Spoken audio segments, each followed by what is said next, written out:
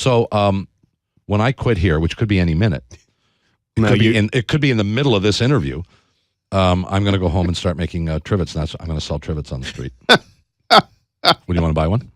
I will be your first trivet purchaser. You didn't even ask how much. You don't even care, do you? It would be a Bob McCown original. It would be a Bob McCown original trivet. It would be a Fadoo trivet. So much money, you don't even care. It's unbelievable. Congratulations, Bob. Well, congratulations to you. Oh, there you go. It was a nice event today. It was all right.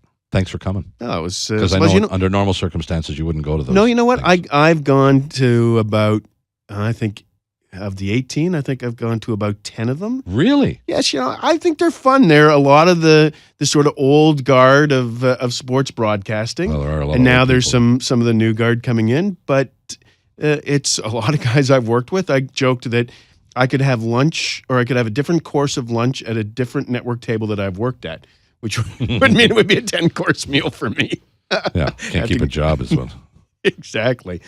But it gives you an idea of the fact that I don't think we celebrate the people in our business nearly enough. I had a couple of young guys at our table, and I was telling them stories about Johnny Esau. They had no idea who Johnny Esau was. Really, huh? No idea. Wow. None.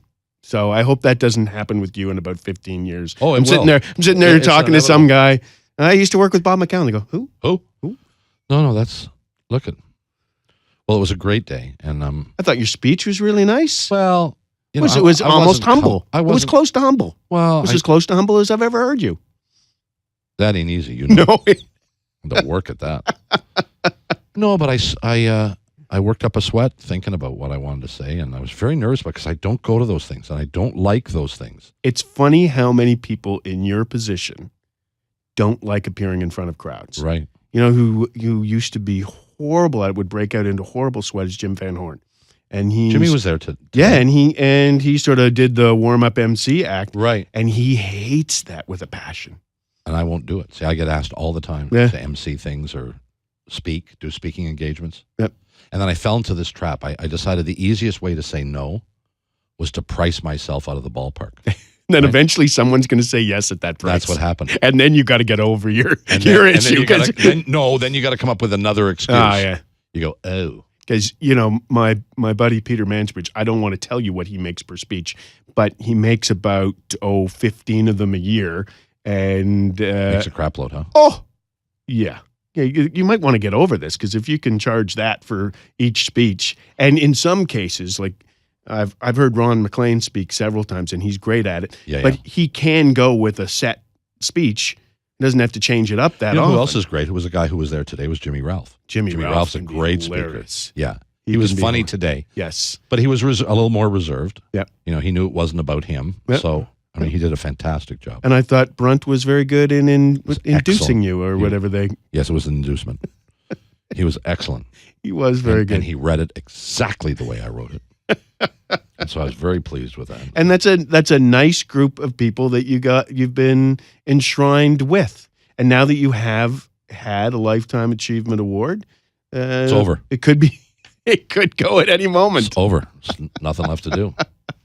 Well, I sat there, I looked around the room, and I read the faces, and I don't know if I said this or not, but I couldn't find a single person in there that hadn't already won one of these awards.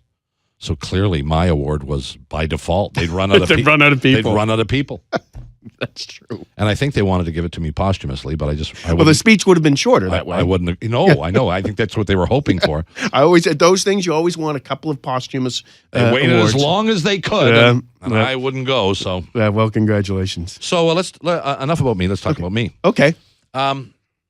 No, let's talk about this is the 15th anniversary today. Well, your timing. 15th anniversary of Sportsnet was October 8th, I think. Well, why are you in here then? I don't know. I thought we were talking about you. Is that no? I don't think. We're that. And we had. What was funny? The 15th anniversary of Sportsnet was, I think, October 8th, and I was at a conference in Europe. As tough life that I have, and I tweeted out. Were you in Canton? I was in Monte Carlo. Wow. Yes. That didn't suck, huh? Well, they have this sports conference in Monte Carlo every year, and every year I go because everybody else goes. So the NFL's there, the NBA's there, the Premier League are there. Because you don't want to send anybody else because it's a big perk. Oh, no, I took my head of programming and have for the last couple of years, who used to be the head of finance. And I said to him one year, I said, you're going to have to choose between programming and finance. He said, well, finance doesn't go to Monte Carlo, so I picked programming. So anyway, so I was over at Monte Carlo during the anniversary, and I tweeted out, happy anniversary. And Christine Simpson tweeted back, are we having cake? And I said, well, I'm not there, but we'll have cake as soon as I get back. So we had, cake for the staff today, and we disrupted Tim and Sid's show. It was good. You think about, I told the story. Were you here for this?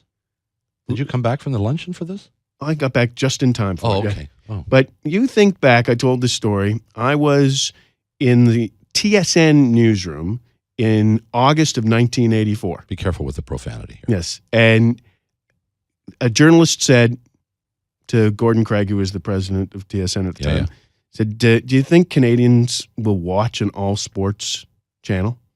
That was when they launched. Now, 15 years after Sportsnet launched in 1998, now we're 6, 7 channels, just Sportsnet, TSN's 2. You think there's an insatiable appetite for sports in Canada? Maybe not insatiable, but I mean, clearly a lot more than anybody would have anticipated. Well, we can put your show on the air, and last Thursday got 125,000 viewers for a radio show just talking sports. I know. So, clearly the Canadian sports fan is bored. They have nothing to do between 5 and 6 o'clock. Oh, my God. What's on? Nothing on. Click, Poker. Click, click. No, go over there. Soccer. Oh, God, get that off. Yeah, 15 years ago we launched this little thing, and it was. Now, were you here for the launch? I was here for the launch. Yep. I was I think employee number 2 or 3 for Sportsnet. Really? Wow, they really had no idea what they were doing. Clearly not. And then I went away and came back. Yeah, and the interesting thing about it is it was a joint venture. Yeah. Of CTV, Rogers, Molson, and Fox. Yeah, Fox was the in U.S. for a bit. Yeah. And nobody thought, a bunch of people thought they would never launch and didn't have the programming. At the time. What was the original name? S4 or something? S3. I love that. S3. Now, this is funny. I tell this joke all the time. So not many people remember that, right? And this is probably not a nice joke at some of the people who came up with the name, but I was not there for the name idea. But the S3 was going to be the third tier of sports. There was going to be over the air, then national cable, then Sportsnet. So they put third place in the name. And when we came on, we said, we don't want to be in third place. We want to be in first place. Let's call it S1. Let's call it Sportsnet. I assumed it was a regional thing. No. It wasn't, huh? It was to be the third tier of sports television. And we didn't want to be the third tier. And since Keith came in, Keith Pelly, the president of Rogers Media, and brought me back, we decided, let's see if we can't be number one. Because if you're going to be in sports, let's be number one. So we give our friends across the road a little bit of a run.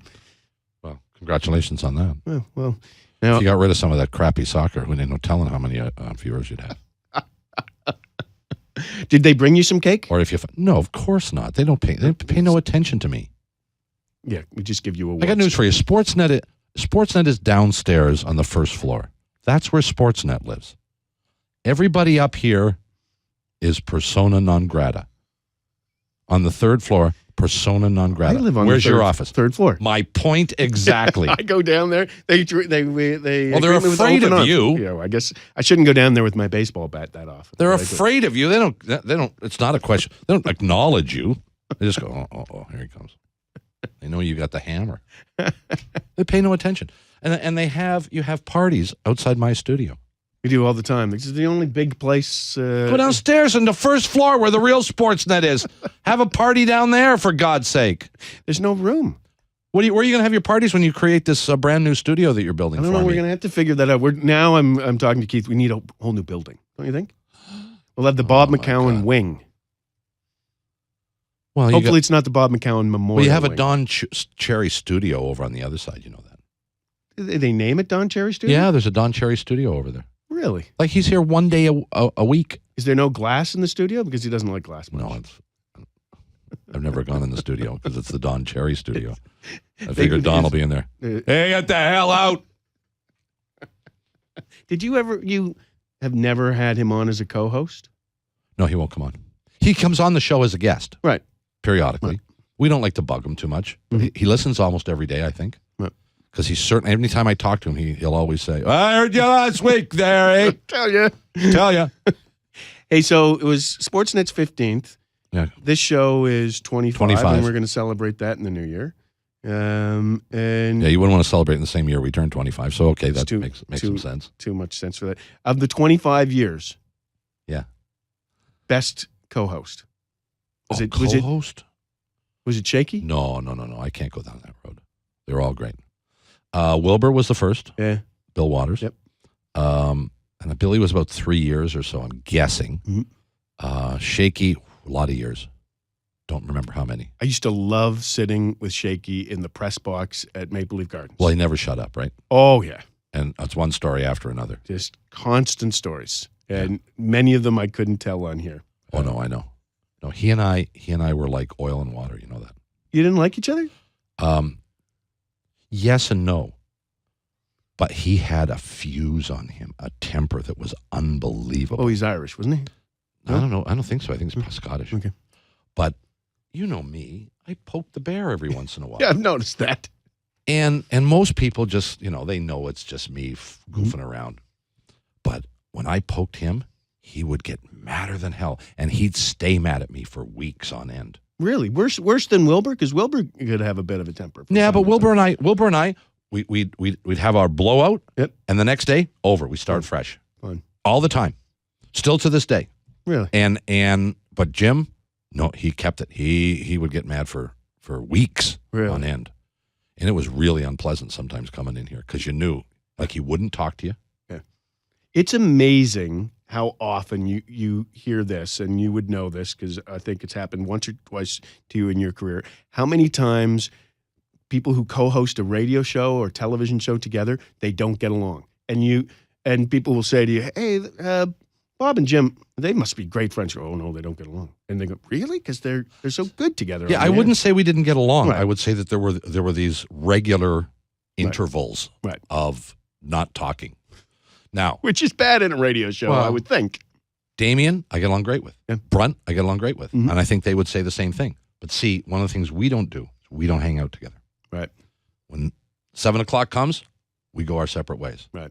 You used to hang out with Jim occasionally? No. Have you hung out with Brunt? He likes his wine. Well, he likes a lot of alcoholic beverages. Well, he's a former print guy. We got to get here. So congratulations to you and to Sportsnet. And congratulations to you. We'll go put up the shrine to Bob McCown outside here. You don't have one.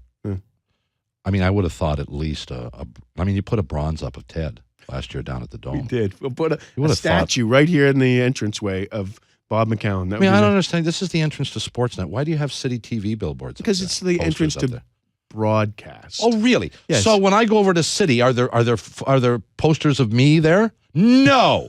We're going to put up a statue. We're going to make it out of marzipan, but we are going to put up a statue. Good to see you. Marzipan. Don't mind marzipan.